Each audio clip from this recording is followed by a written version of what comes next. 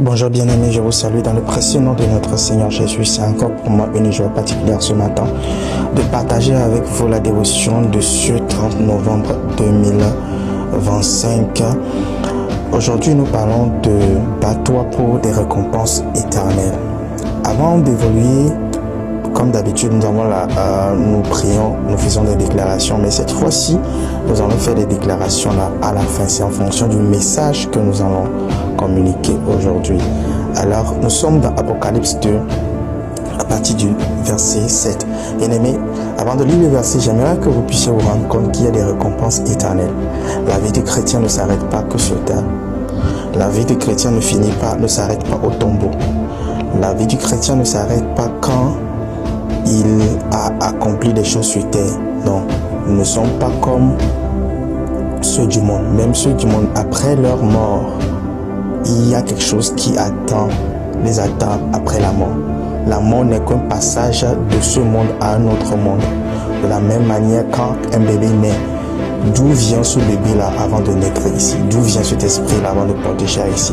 Certainement ceux qui aussi, ou bien ceux qui connaissaient ce bébé ou bien cet esprit dans leur monde. Lorsque ce bébé a quitté ce monde pour ici, ils ont certainement senti ce manque-là, peut-être cette tristesse-là.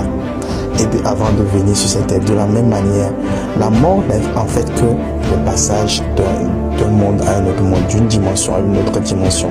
Et il y a quelque chose qui nous attend à une autre dimension. J'espère bien que vous savez qu'il y a une découverte qui a été faite récemment à 200 000 années-lumière de la Terre, je crois, où une autre terre a été découverte, où les choses ici sont un peu comme là-bas, ou bien les choses là-bas sont un peu comme ici.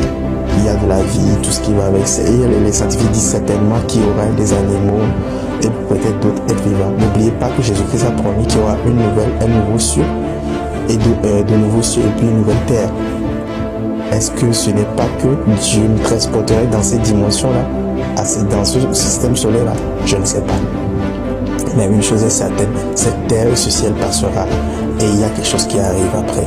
Notez très bien, Apocalypse 2, verset 7, que celui qui a des oreilles entend ce que l'Esprit dit aux églises. À celui qui vaincra, je donnerai à manger de l'arbre de la vie qui est dans le paradis de Dieu. Première récompense. Deuxième récompense, que celui qui a des oreilles entend ce que l'Esprit dit aux églises. À celui qui vaincra n'aura pas à souffrir la seconde mort. Deuxième récompense. Verset 26. À celui qui vaincra et qui gardera jusqu'à la fin mes œuvres, je donnerai autorité sur les nations.